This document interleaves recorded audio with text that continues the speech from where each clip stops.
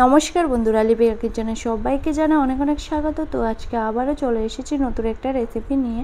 আমি এখানে বানাতে যাচ্ছি কলা মোচা। তো আমার এই রেসিপিটা যদি তোমাদের ভালো লাগে তাহলে আমার চ্যানেলটিকে লাইক এবং সাবস্ক্রাইব করতে একদম ভুলবে না, এবং পাশে থাকা বেল আইকনটি প্লিজ ক্লিক করে থাকবেন, যাতে করে ভিডিও দেওয়ার সাথে সাথে নোটিফিকেশনটা আপনাদের কাছে পৌঁছে যায়।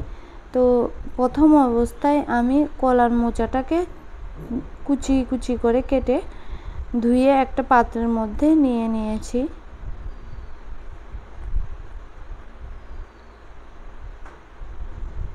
এইভাবে মোচার তরকারি রান্না করলে সকালবেলা গরম গরম ভাতের সাথে খেতে কিন্তু খুবই ভালো লাগে, এবং মোচা কিন্তু শরীরের পক্ষে অনেক উপকারী। তো জলটা হালকা গরম হয়ে যখন আসবে তখন আমি কেটে রাখা মোচাটা দিয়ে দেব কড়াইয়ের মধ্যে। তো এর মধ্যে সামান্য একটু নুন আর সামান্য একটু হলুদ গুঁড়ো দিয়ে মোচাটাকে আমি সেদ্ধ করে নেব 2 মিনিট। আঁচটা কিন্তু আমি বাড়িয়ে দিয়েছিলাম। মোচাটা আমার সেদ্ধ হয়ে গেছে।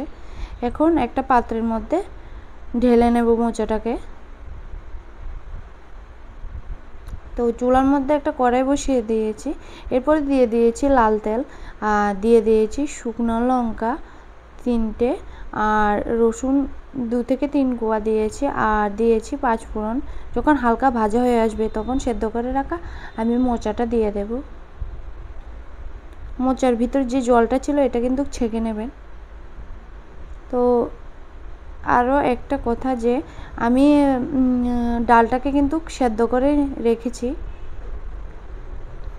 তো দিয়ে দেব সামান্য নুন, আর দিয়ে দেব হলুদ গুঁড়ো 1 চা চামচ, আর দিয়ে দেব সামান্য একটু জিরের গুঁড়ো দিয়ে এটাকে আবারও নাড়াচাড়া করে নেব।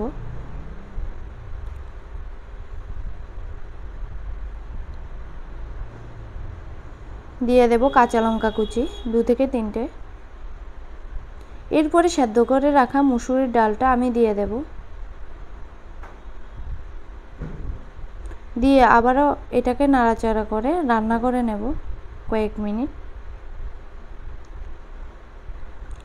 এই অবস্থায় আমি ঢাকা দিয়ে রেখে দিয়েছি 2 থেকে 3 মিনিট। এরপরে আবারও নাড়াচাড়া করে নিচ্ছি। তো আমি মিডিয়াম আঁচে রান্নাটা করে নেব। জালটা কিন্তু বাড়িয়ে দিলে নিচে কিন্তু দাগ লেগে যাবে। তো এভাবে আরও 3 থেকে 4 মিনিট আমি মোচাটা রান্না করে নেব।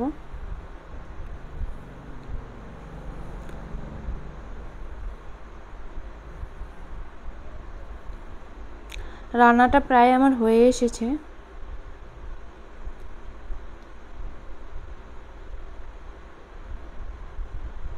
এখন চুলা থেকে আমি রান্নাটা নামিয়ে নেব।